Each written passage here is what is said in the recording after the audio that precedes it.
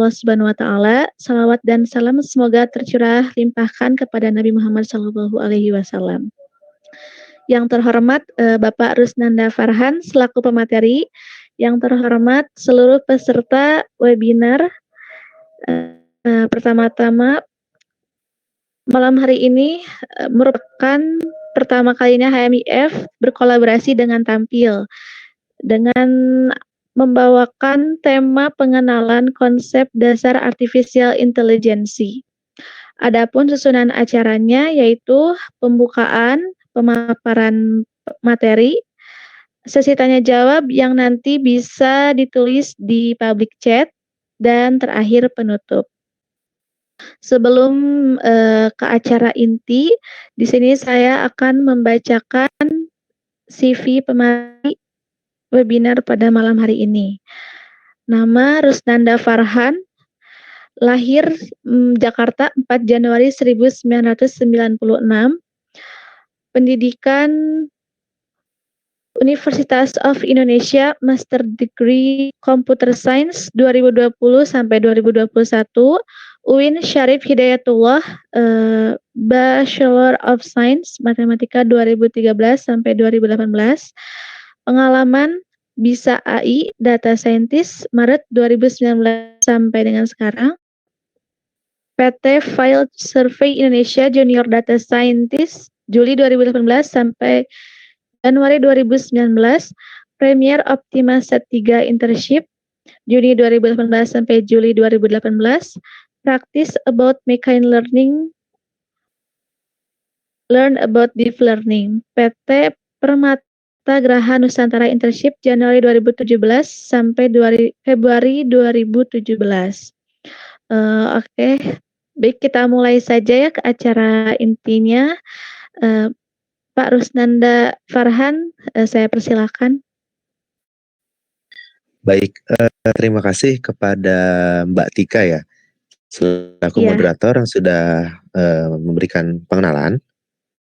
Nah, ya mungkin tadi sudah dipaparkan oleh moderator ya bahwa saya dari BISAI dengan membawa background matematika untuk S1-nya dan sedang lanjut untuk studi lanjut di Computer Science atau ilmu komputer. Nah, jadi mungkin berkaitan juga dengan AI ya, di mana yang akan saya bawakan di sini tentunya tidak akan terlepas dari konsep matematika, statistika, dan juga ada komputernya juga gitu. Nah, tapi karena ini mungkin pengenalan ya dasarnya, jadi mungkin kita lebih banyak membahas tentang AI pada teknologi pada zaman sekarang ya, pada era saat ini. Mungkin kita nanti akan bahas sudah sampai mana sih gitu. Nah, untuk itu coba sedikit saya kasih share slide-nya ya.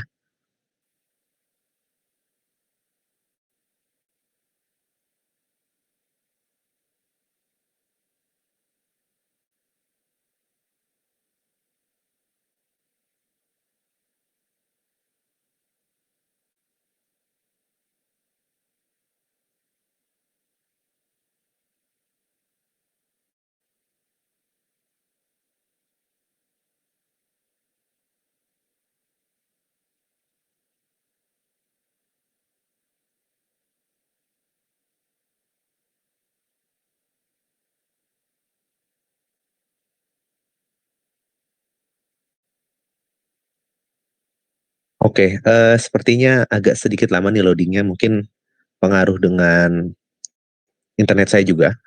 Nah, oke, ini sudah muncul sepertinya nih. Oke, sebelum saya mulai, mungkin apakah di sini teman-teman, mungkin ini banyaknya dari akademik, sudah pernah sebelumnya mengenal tentang AI atau mungkin sudah coba sedikit cari tahu gitu tentang teknologi yang ada di belakang AI gitu. Misalkan teman-teman mungkin ya sudah mencoba lihat, oh sekarang ada loh elektronik tilang. Nah, dari teknologi yang ada sekarang kira-kira konsep yang bekerja di belakang teknologi tersebut itu seperti apa gitu. Apakah sudah pernah ada yang coba cari tahu atau mungkin memang AI ini sebuah apa ya, sebuah bidang baru ya yang mungkin baru start gitu di di wawasan teman-teman di sini gitu.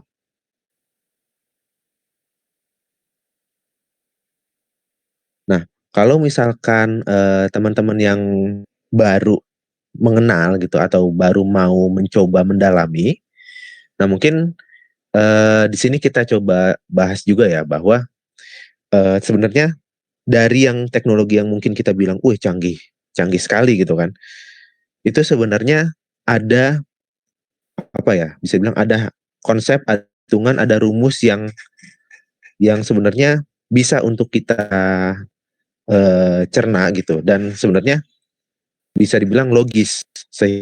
Oh pantes dia bisa prediksi dan lain-lain, karena dia ada rumus-rumus matematika dan konsep-konsep misalkan statistikanya gitu.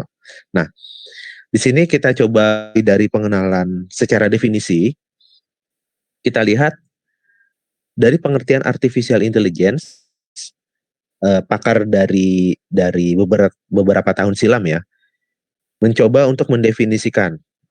Ada salah satunya dari John McCarthy, di mana di sini dia, mencoba mendefinisikan bahwa AI atau artificial intelligence atau di sini ditranslate ya, kecerdasan buatan adalah usaha memodelkan proses berpikir manusia dan mendesain mesin agar dapat menirukan perilaku manusia. Nah, kita coba kutip juga dari definisi tokoh lainnya gitu ya. Di sini ada Herbert Simon yang berpendapat bahwa AI atau kecerdasan buatan adalah suatu penelitian, aplikasi dan instruksi yang terkait dengan pemrograman komputer dan melakukan suatu hal yang menurut pandangan manusia itu bisa dikatakan di sini cerdas gitu ya. Nah, dari kedua tokoh tersebut, mungkin sedikit kita ambil konklusinya ya, kesimpulannya bahwa di sana ada kata-kata yang menyangkut tentang manusia gitu. Itu perilaku manusia atau yang dikatakan cerdas oleh manusia gitu ya. Nah, sehingga kita bisa simpulkan bahwa artificial intelligence atau kecerdasan buatan adalah sistem ya, sistem baik itu penelitiannya, lalu aplikasinya dan lain sebagainya yang dibuat supaya dapat melakukan hal-hal atau kegiatan-kegiatan yang disebut dengan perilaku manusia, behavior manusia gitu kan. Nah, ketika dia sudah bisa melakukan hal tersebut, maka dia dikatakan sudah memiliki kecerdasan atau kepintaran. Nah, pertanyaannya, perilaku atau kegiatan manusia seperti apa yang dapat dikatakan dia sebagai mesin yang memiliki kecerdasan gitu ya. Nah, tentunya di sini kalau kita berbicara tentang kompleksitas dari kemampuan mesin gitu ya. Misalkan dia harus bisa mengerti bahasa manusia, tapi juga harus bisa melakukan misalkan deteksi atau melihat gambar atau video itu seperti mata manusia juga gitu. Nah, ketika dia semakin banyak melakukan atau kebutuhan gitu ya, melakukan kegiatan manusia, proses di dalamnya juga semakin kompleks dan membutuhkan konsumsi ya, konsumsi yang semakin besar. Konsumsinya ini baik mulai dari resource-nya, dalam hal ini perangkatnya ataupun membutuhkan data untuk dia belajar ya, untuk dia belajar itu semakin banyak juga. Nah, dari konsep AI yang berkembang sekarang tentunya tidak akan ini ya, tidak akan terlepas dari kebutuhan data.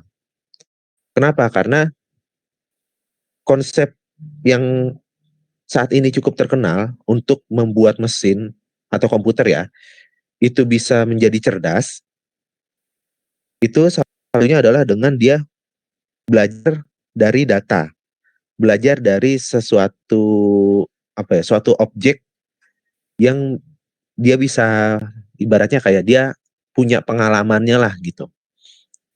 Kayak misalkan kalau kita ingin, katakanlah anak kecil gitu ya, ketika kita ingin seorang anak kecil mengetahui perbedaan mobil motor, maka kita harus memberikan banyak contoh gitu ya. Nah, begitu juga dengan konsep AI yang berkembang sekarang. Nah, contohnya ini adalah data-data gitu. Nah, berkaitan dengan hal tersebut, maka di sini ada satu kutipan menarik lagi ya. "AI is tech that could behave like you do. AI would help you in many ways of tasks. More tasks bring more complexity computation." Nah, artinya di sini sebenarnya ya secara definisi sejatinya AI itu adalah sebuah sistem yang bisa dibilang juga membantu kegiatan manusia. Nah, di sini semakin kompleks kegiatan yang akan dibantu, maka bisa dibilang AI ini nantinya membutuhkan komputasi yang semakin berat. Dan juga mungkin impact-nya adalah datanya juga butuh banyak gitu kan. Nah, dari sini kita lanjut ya, kita lihat bahwa sekarang AI bisa dibilang semakin terkenal, semakin banyak orang butuhkan, dan secara keilmuan juga semakin berkembang jauh ya dari awal mulanya. Nah, kenapa bisa bilang kenapa hal ini bisa gitu? Faktor apa yang menyebabkan peningkatan atau kebutuhan AI yang semakin besar? Disebabkan oleh apa? Yang pertama dan yang paling jelas adalah fenomena big data yang mungkin sekarang kita masih juga rasakan gitu kan. Di mana di sini kita lihat generate atau produksi data itu secara kita tidak sadari itu satu hari bisa jutaan bahkan miliaran data yang dibuat. Nah, yang ada pada slide ini platform-platform yang tidak asing bagi kita ya, yang mungkin kita juga menggunakan semua ya, mungkin semua dari platform ini gitu. Nah, ternyata platform yang kita kenali ini setiap harinya mereka bisa memproduksi jutaan data. Dari mana? Nah, tanpa kita sadari ternyata dari kita sendiri sebagai user ya, sebagai konsumen. Nah, dalam hal ini ketika kita memposting misalkan sebuah foto gitu ya di sosial media Instagram atau Facebook, atau kita posting video di TikTok misalnya, atau mungkin kita hanya sekedar memberikan komentar dari postingan orang, atau kita hanya memberi like atau memberi ya mungkin like ataupun dislike ataupun report sekalipun, itu semua bisa jadi data. Dan sebagaimana kita ketahui juga, Google di mana awalnya dia fokus di ini ya, search engine, dan dia sekarang sudah berkembang dalam berbagai bidang lainnya seperti surat elektronik ataupun media penyimpanan ini ya, cloud, sampai dengan analitiknya juga sekarang ada. Nah, ini semua mereka bisa berkembang karena data. Nah, sehingga di sini sekarang kalau kita memiliki kebutuhan tentang AI, ya mungkin dalam hal ini untuk mensupport platform mereka, mensupport bisnis mereka, itu sudah tidak lagi ya. Karena apa? Karena fenomena big data ini sekarang kita sudah bisa dibilang sudah tidak sulit untuk mencari data. Kecuali memang data-data yang sifatnya konfidensial ya, yang sifatnya rahasia dan tidak untuk dipublikasi gitu. Misalkan data kesehatan, data pribadi, misalkan eh, keluarganya, atau mungkin data golongan darah dan lain sebagainya yang mungkin bisa berbahaya kalau misalkan dipublikasikan gitu.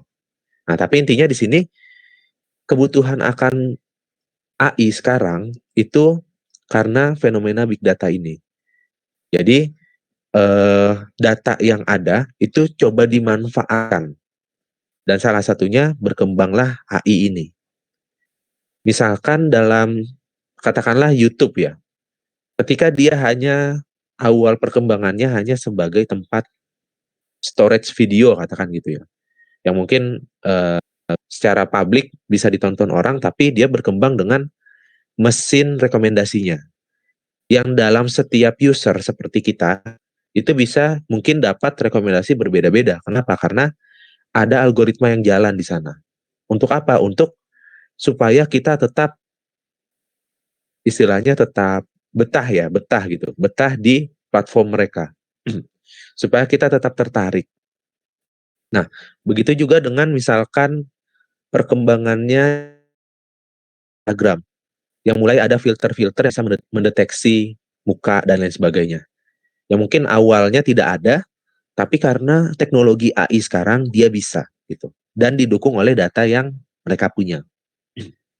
Sebagaimana kita tahu, researcher Facebook yang sempat ada beritanya juga tentang eh, mesin yang pintar yang bisa berkomunikasi gitu. Bahkan karena saking berbahayanya, akhirnya tersebut dimatikan, dinonaktifkan gitu, dan risetnya dihentikan. Nah, sebenarnya AI juga sudah berkembang sampai sejauh itu gitu. Dan mungkin di luar dari yang ada pada slide ini, itu juga masih banyak. Bayangkan sekarang dalam dunia medis, kita sudah bisa melihat beberapa kemajuan yang dibantu oleh AI. Gitu. Nah, mungkin nanti ada di slide-slide selanjutnya, itu tentang beberapa penerapan lebih jelasnya dalam berbagai bidang terkait dengan AI. Tapi intinya gitu ya, ternyata fenomena big data ini membawa kita kepada teknologi AI yang semakin berkembang pesat. Karena AI pun sebenarnya butuh ya untuk mengkonsumsi data-data agar dia bisa lebih cerdas. Gitu. Nah, sekarang kita coba mengenal istilah-istilah yang berkaitan dengan AI atau kecerdasan buatan ini. AI atau artificial intelligence ini ternyata ada subbagian di dalamnya namanya machine learning. Di mana machine learning ini adalah konsep yang menjalankan supaya kita bisa dapat kecerdasan itu gitu. Kan AI itu kan kecerdasannya ya. Jadi konsep yang akan kita gunakan adalah konsep machine learning. Sesuai namanya machine learning gitu ya, mesin yang belajar. Nah, ini yang akan kita gunakan supaya dia bisa jadi cerdas, dia harus belajar gitu kan.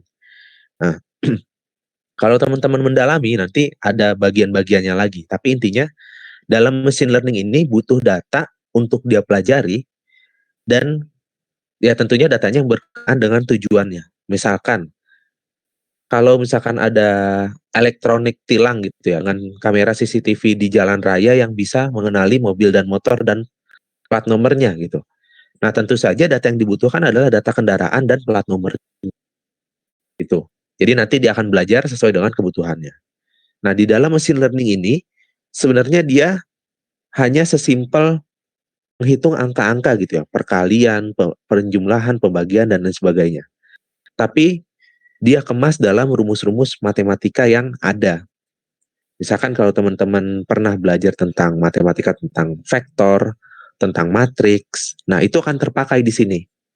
Kalau teman-teman pernah belajar tentang probability, tentang peluang, tentang statistika, nah itu juga akan diterapkan di sini. Nah, bagi teman-teman yang pernah ngoding gitu kan, yang mungkin sekarang yang kenal itu bahasa pemrograman Python gitu. Kalau teman-teman pernah coba, nah itu akan sangat membantu dalam proses penghitungannya. Salah satunya ya. Di sisi lain, teman-teman juga akan lebih dalam mengakses datanya,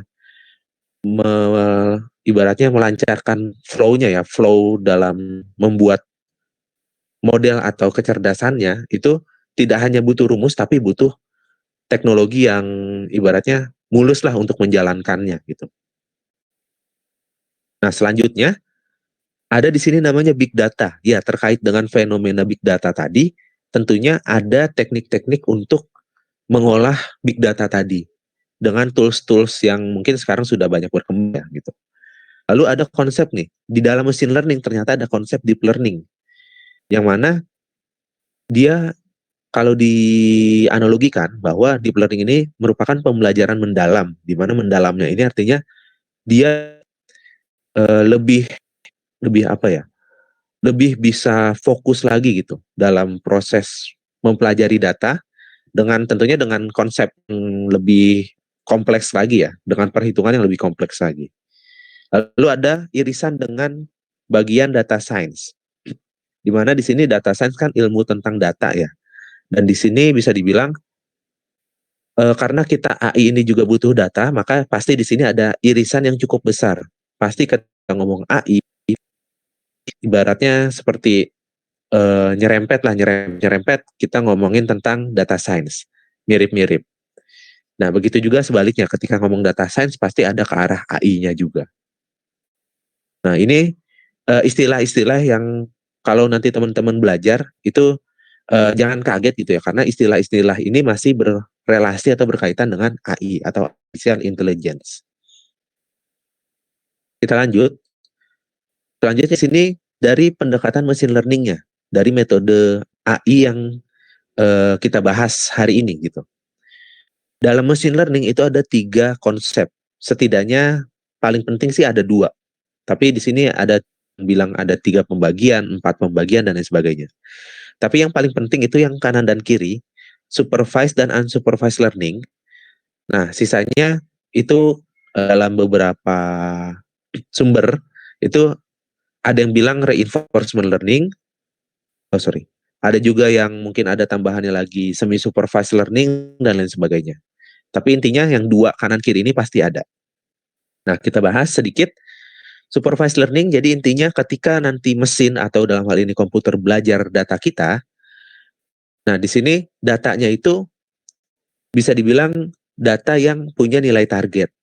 Di mana di sini contohnya yang paling simpel, misalkan kita mau beda mobil dan motor. Nah, kita bilang bahwa gambar pertama ini adalah mobil gitu. Nah, targetnya adalah tulisan mobil tadi, mobil gitu misalkan. Lalu kedua adalah gambar motor, lalu kita bilang dia adalah motor gitu. Nah, targetnya itu adalah nama dari gambar-gambarnya tadi. Jadi ketika kita punya gambar baru, kita suruh nanti komputer atau mesinnya ini menebak. Ini gambar mobil atau motor gitu. Nah, itu supervised learning. Unsupervised learning dia tidak punya target, tidak punya nilai, tidak cuan. Contohnya misalkan kita hanya punya data gitu. Nah, di sini nanti ada konsep clustering di mana kita coba mengelompokkan data berdasarkan kemiripan-kemiripannya. Nah, dalam kasus realnya itu banyak kegunaannya misalkan seperti customer segmentation di mana kita mencoba mensegmentasi customer, misalkan saya punya bisnis gitu. Saya adalah suatu pemegang bisnis, misalkan saya jualan gitu ya, jualan pakaian.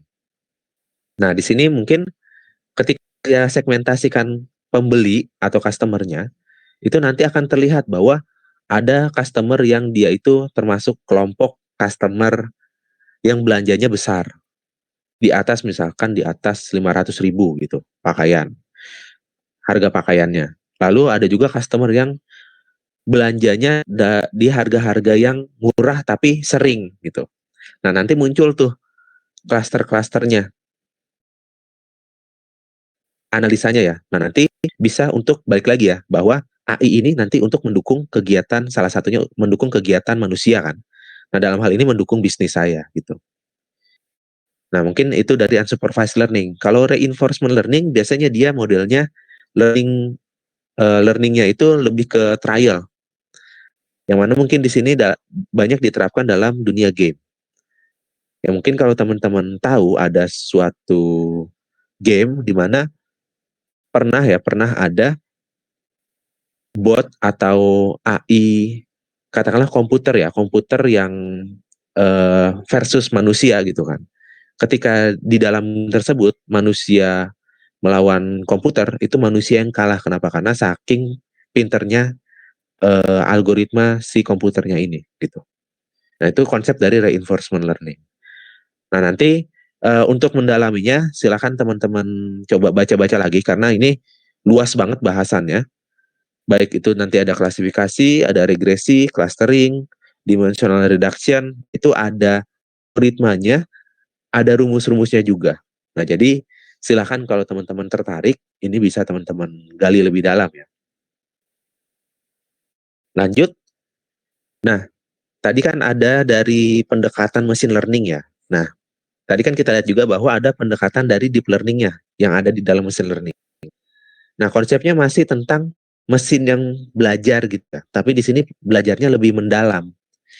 Nah, ini apa sih? Ada garis-garis dan ada bulatan-bulatan. Nah, konsep awal deep learning itu opsi dari ini ya, dari analoginya jaringan saraf makhluk hidup. Yang mungkin dalam hal ini adalah jaringan saraf kita gitu. Mungkin jaringan saraf otak gitu.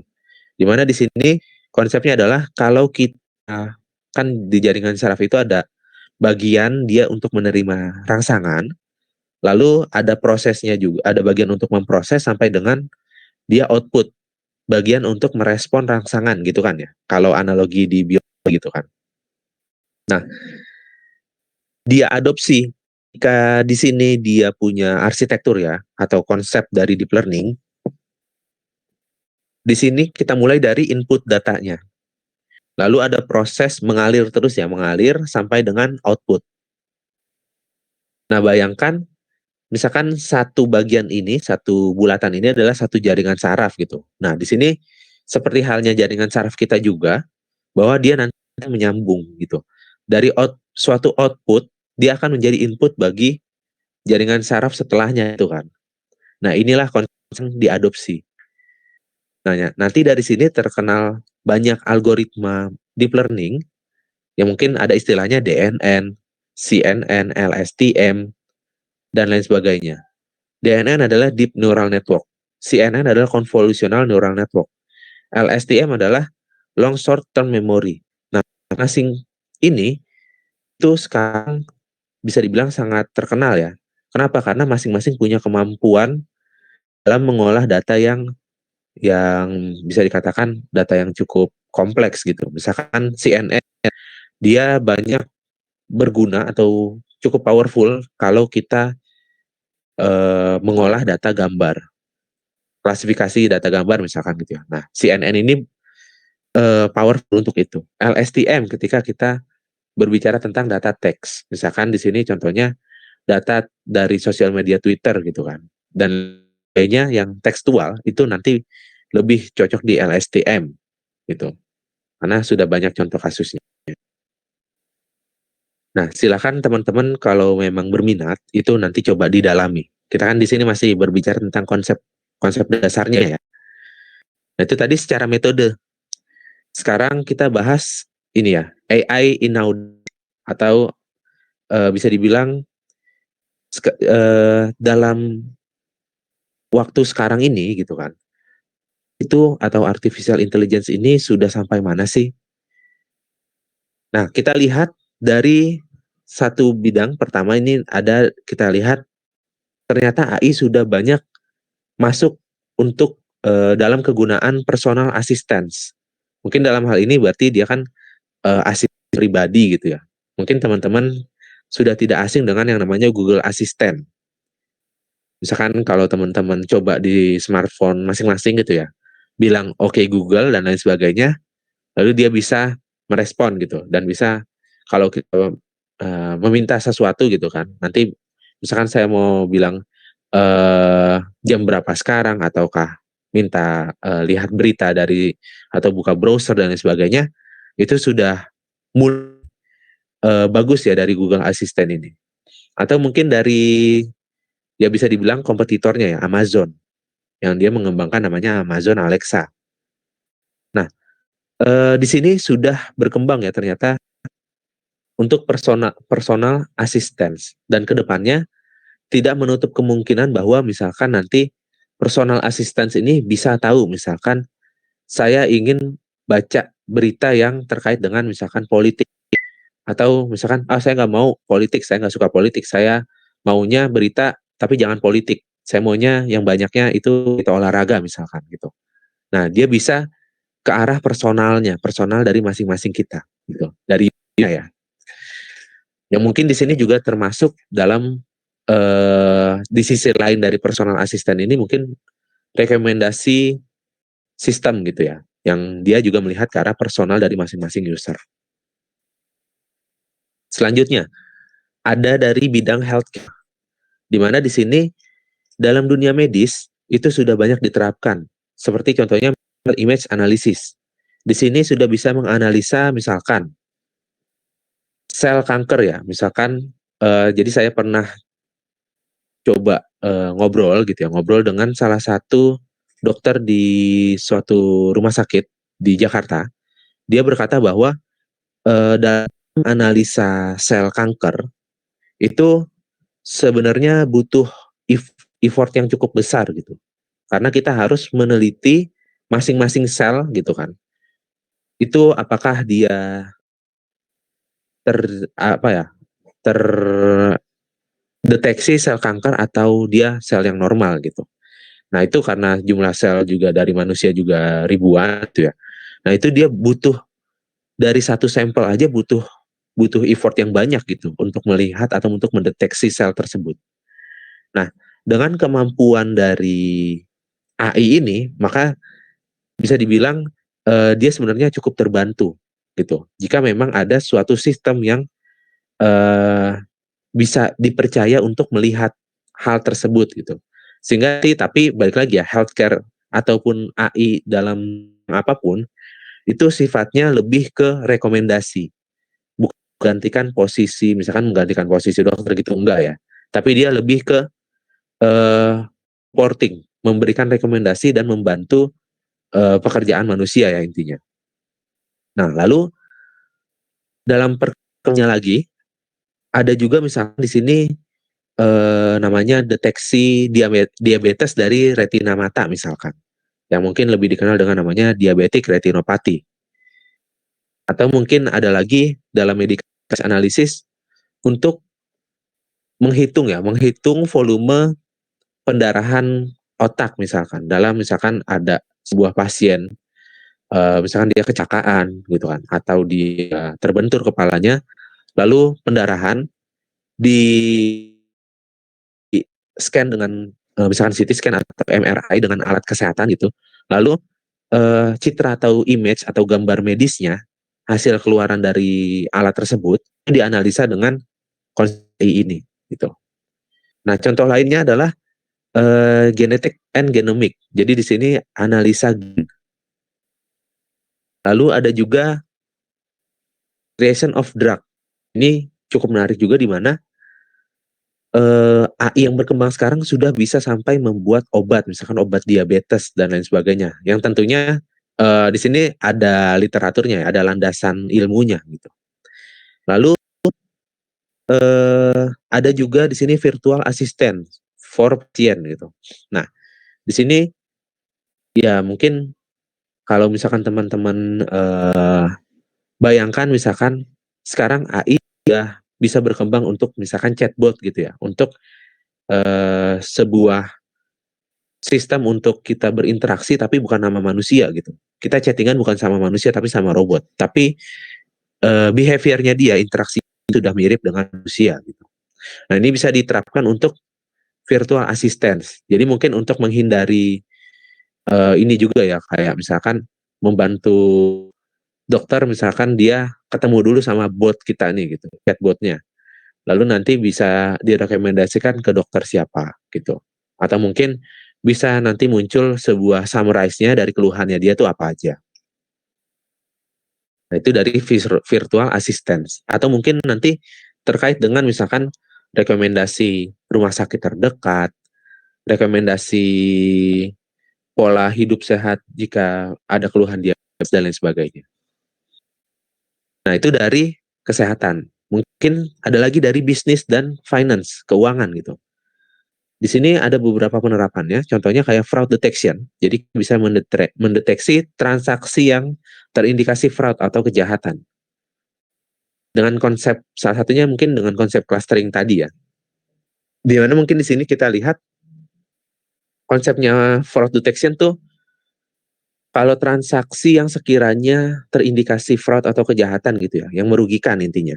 Kayak misalkan saya punya sebuah rekening di suatu bank gitu ya, penyimpanan. Saya biasanya tarik tunai itu di daerah misalkan Jakarta dan Tangerang Selatan misalkan gitu ya. Dan jumlahnya misalkan tidak lebih dari 1 juta misalkan. Tapi ada suatu transaksi yang terekam bahwa saya mengambil sejumlah uang di atas misalkan di atas 10 juta di daerah misalkan Sumatera gitu. Daerahnya juga tidak lazim gitu kan. Katakan mungkin indikasi atau terdeteksi fraud gitu transaksinya, kejahatan gitu. Yang itu merugikan bagi saya juga gitu. Nah, itu salah satu contohnya gitu ya. Atau mungkin customer segmentation yang tadi saya contohkan. Lalu ada risk analytics, ada algorithmic trading. Jadi kalau teman-teman yang mungkin tertarik saham, itu juga ada semacam algoritmanya untuk kita mencoba memprediksi ya, prediksi nilai saham ke depannya gitu. Nah, selanjutnya dari sektor transportasi sudah banyak berkembang ya, mulai dari uh, traffic intelligence system yang mungkin terkenalnya di Indonesia itu sebagai ETLE gitu ya. Nah, di sini kita tahu bahwa ada tilang elektronik, ada deteksi kendaraan, penghitungan jumlah kendaraan di ruas jalan gitu kan, dan lain sebagainya. Mungkin juga sampai dengan tindak pelanggaran lalu lintas, tidak mengenakan helm, sabuk pengaman dan lain-lain. Lalu ada self driving car, di mana di sini apa ya bisa dibilang mengautomasi bahwa kendaraan sekarang sudah bisa bergerak sendiri gitu kan. Sudah bisa jalan sendiri istilahnya. Nah, di sini cukup menarik dan masih terus dikembangkan ya sampai dengan sekarang. Di mana di sini konsepnya adalah yang digunakan adalah video dan computer vision ya. Di mana di sini kita mengolah data berupa gambar yang mungkin di sini dari kamera-kamera gitu kan. Sehingga dia bisa mengenali obstacle atau kendala-kendala atau objek-objek yang ada di depannya gitu. Di depan mobil tersebut misalkan. Dan mungkin ditambah dengan misalkan sinyal-sinyal lainnya gitu ya, kayak misalkan dia ada detek untuk jika ada objek atau kendaraan lain yang dekat dalam range tertentu, jarak tertentu gitu. Nah, ini dari segi transportasi.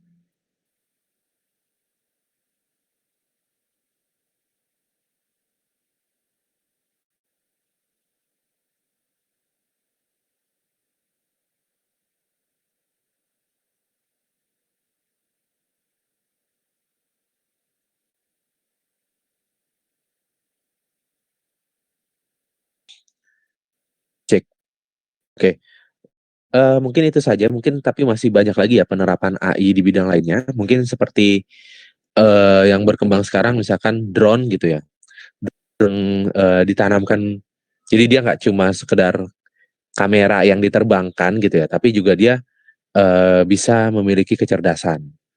Mungkin beberapa konsep lainnya yang terkait dengan misalkan militer atau keamanan, atau mungkin dari analisa sosial media, kejahatan-kejahatan yang mungkin terjadi di sosial media gitu. Oke, mungkin itu saja dari saya. Kurang lebihnya mohon maaf, saya kembalikan ke moderator Mbak Tika ya. Terima kasih.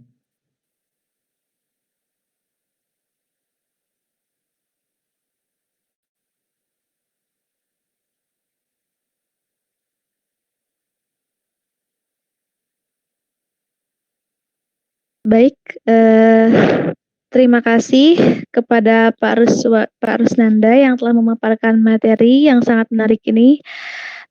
Selanjutnya kita masuk ke sesi tanya jawab ya Pak. Ada pertanyaan dari Muhammad Naufal Muzaffar. Saya mau tanya, mengapa medical image analysis dan risk analytic ini ada kaitannya dan hubungannya gak Mas dengan data analis dan AI? Apakah vehicle detection ini bisa diimplementasikan dan menganalisis dari pemahaman machine learning dan AI? Baik Pak, bisa dijawab? Oke, baik, terima kasih. Pertanyaan pertama dari, eee, Muhammad Naufal ya? Oke, Iya, ini Muhammad. menarik nih.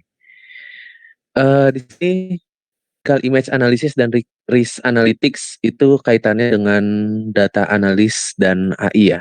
Oke, saya coba jawab.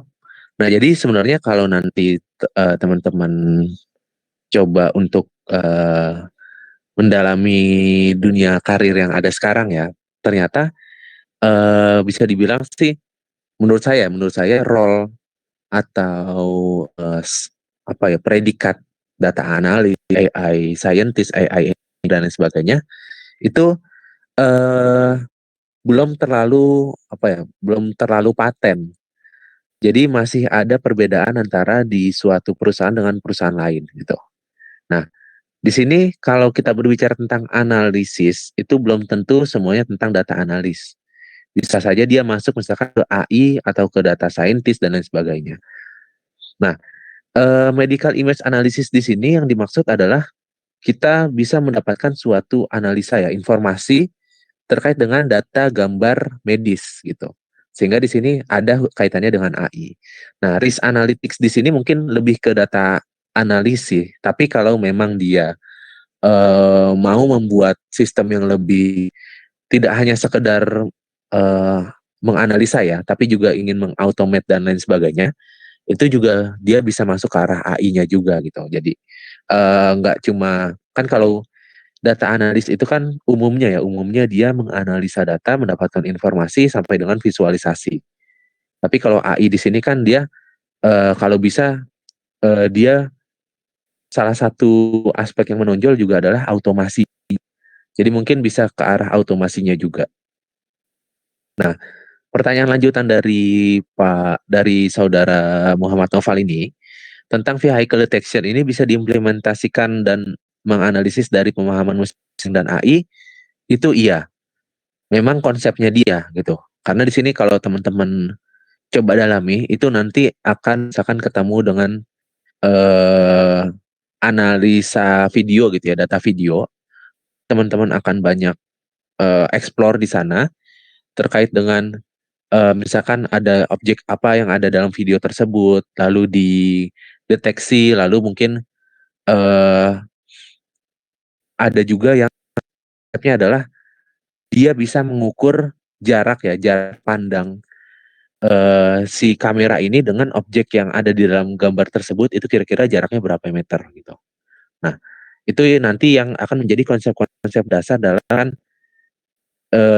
vehicle vehicle-nya ini nanti berhenti nggak gitu. Kalau misalkan kasusnya yang tadi self driving car. Nah, kalau vehicle detection yang, oh sorry ya, ini vehicle detection yang lebih ke transportasi ini ya, sistem. Nah mungkin oke.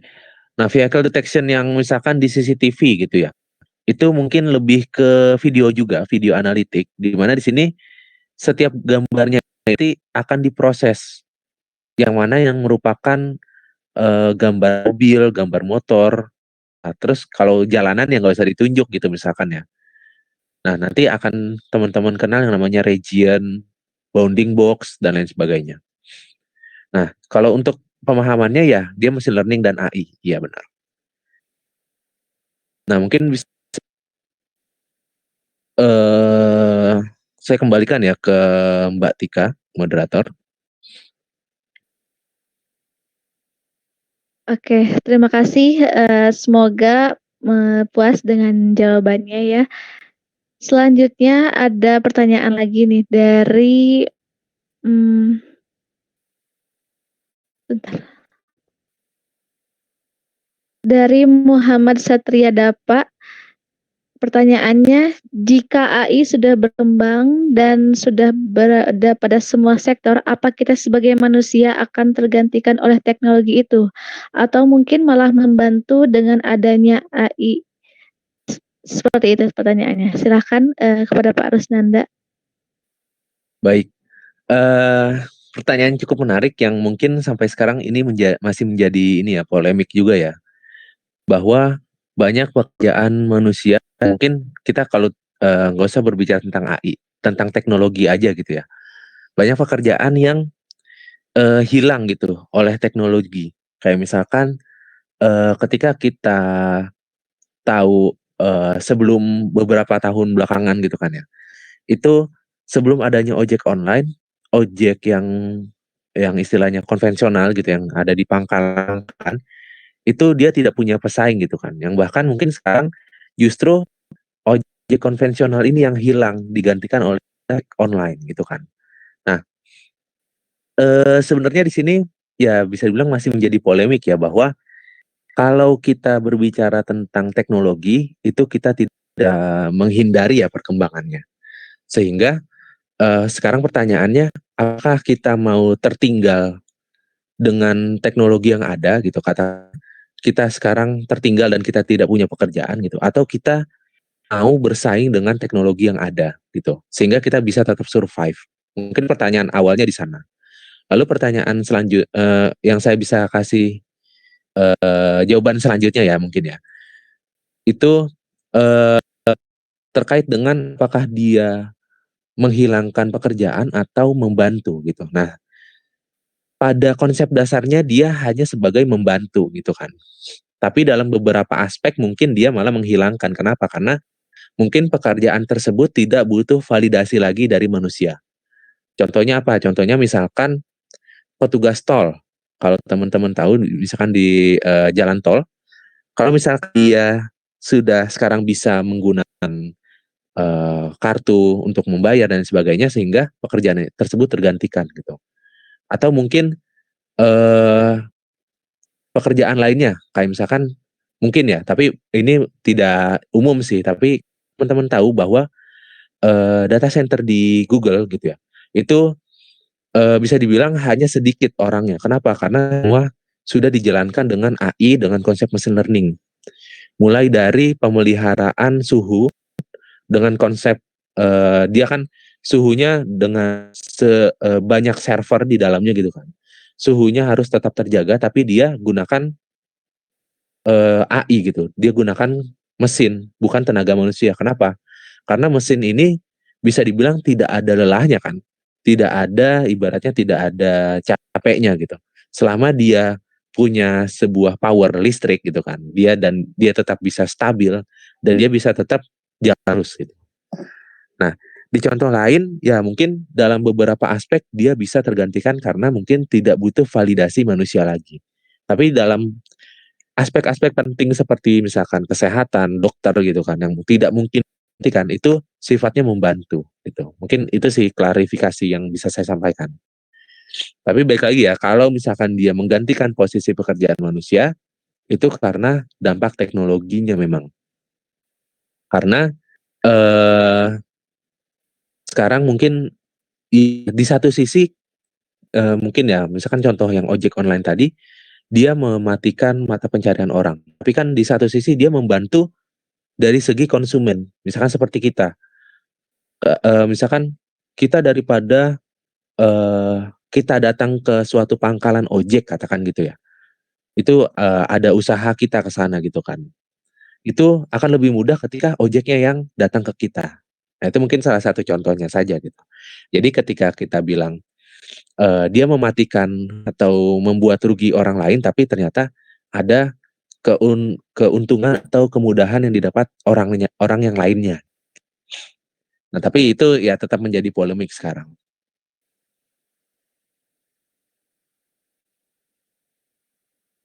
Oke, mungkin itu ya, saya kembalikan lagi ke Mbak Tika. Ya, terima kasih, atas jawabannya ya, Pak.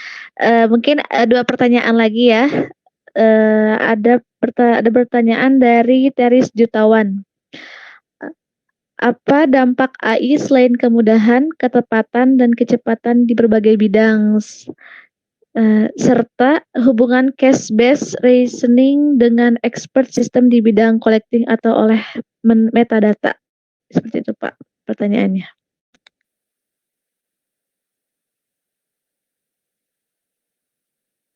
Oke, baik.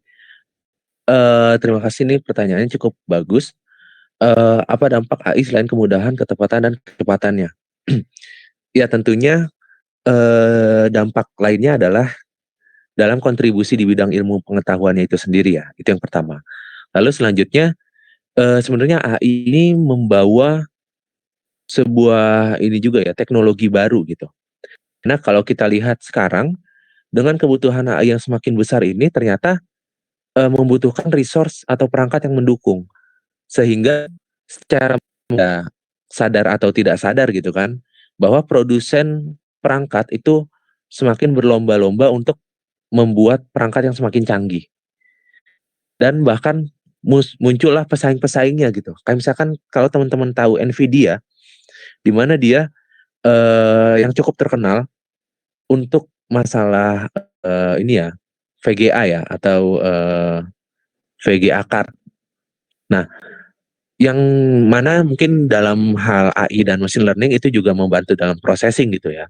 Nah, ternyata sekarang muncul juga dari kompetitornya yaitu Huawei, yang sekarang juga semakin berkembang, mereka saling bersaing ketika yang satu, berkata, "Oh saya sudah bisa memproduksi suatu perangkat yang bisa memproses jutaan data dalam waktu 1 detik," misalkan. Nah, lalu kompetitor lainnya akan membalas teknologinya mereka dan, secara tidak, kita sadari bahwa mereka juga, saling berlomba gitu. Nah, ini mungkin dampak samping dari AI dan mungkin, eee, ya mungkin dengan ini saya coba baca juga ya dari ada pertanyaan yang masih terkait nih, tentang dampak AI itu dari Vicky Rahman, tentang dampak yang mendestruksinya gitu, yang merusak. Ya itu tidak bisa dipungkiri itu ada. Kayak misalkan kalau teman-teman tahu tentang, metode deepfake di mana dia bisa men-generate ya atau membuat gitu, membuat membuat gambar yang contohnya adalah membuat, gambar wajah gitu ya. Misalkan contohnya saya sedang, eee, berbicara gitu, atau saya sedang foto gitu, saya sedang foto Eee, di rumah teman saya gitu, Pak. Nah nanti si AI ini mencoba untuk men-generate atau membuat suatu susunan gambar wajah, itu menggantikan ya misalkan diganti dengan, wajahnya Mbak Tika atau siapa gitu, yang membuat, ada kesalahan informasi di sana gitu. Misalkan, "Wah saya melihat, Mbak Tika nih di suatu tempat," gitu, yang mungkin menjadi mas gitu kan. Nah, sebenarnya kan itu adalah bagian dari AI gitu. Atau mungkin yang, eee, sekarang cukup terkenal ya, motion motion foto gitu. Jadi ada suatu foto dimasukkan ke sistem, foto itu bergerak gitu. Nah, bayangkan itu kan berarti dia, membangun algoritma supaya dia, eee, datanya itu bisa berubah, dimanipulasi gitu kan. Nah, bayangkan itu menjadi hal-hal yang buruk gitu. Nah, itu memang memang ada gitu dan tidak bisa kita hindari, tapi balik lagi ya, saya melihatnya di sini ketika ada teknologi yang menyimpang gitu. Nah, itu juga kalau teman-teman coba dalami ya, ada orang-orang yang melawan gitu, di mana dia lawan lagi dengan teknologi. Jadi kalau misalkan ada, orang yang buat deepfake tadi, yang merubah wajah menjadi wajah orang lain yang mungkin sulit untuk dikenali ini gambar tuh asli atau palsu gitu ya. Nah, ada juga yang menganalisa dan mengembangkan metode untuk mendeteksi gambar palsu ini gitu. Nah, jadi mungkin di sini masih ini ya paradigma dari saya bahwa jangan khawatir kalau ada kasus keburukan karena, masih banyak orang baik yang mau melawan itu, intinya gitu sih. Jadi AI itu bisa baik bisa buruk, tapi AI yang buruk itu masih bisa kita lawan, AI yang baik istilahnya gitu ya. Mungkin dampaknya. Nah lanjut, tadi, pertanyaan lanjutannya dari, Teris Jutawan ya, tentang hubungan cash based reasoning dengan expert system. Nah di sini Mungkin saya kurang kurang mendalami ya bagian cash based reasoning ini. Jadi mungkin, saya belum bisa membanyak jawaban gitu. Jadi takut salah salah ini ya, salah memberikan jawaban. Jadi, mohon maaf sih. Oke, mungkin itu dari saya kembalikan ke moderator. Oh, oke, baik, terima kasih. Mungkin kita cukupkan saja ya, untuk webinar kali ini. Terima kasih kepada Bapak Rusnanda selaku pemateri yang sudah memberikan materinya yang sangat menarik, eee dan terima kasih juga kepada teman-teman semua peserta yang telah meluangkan waktunya, di malam hari ini. Semoga apa yang telah kita dengarkan bisa bermanfaat untuk kita semua. Wassalamualaikum warahmatullahi wabarakatuh. Terima kasih.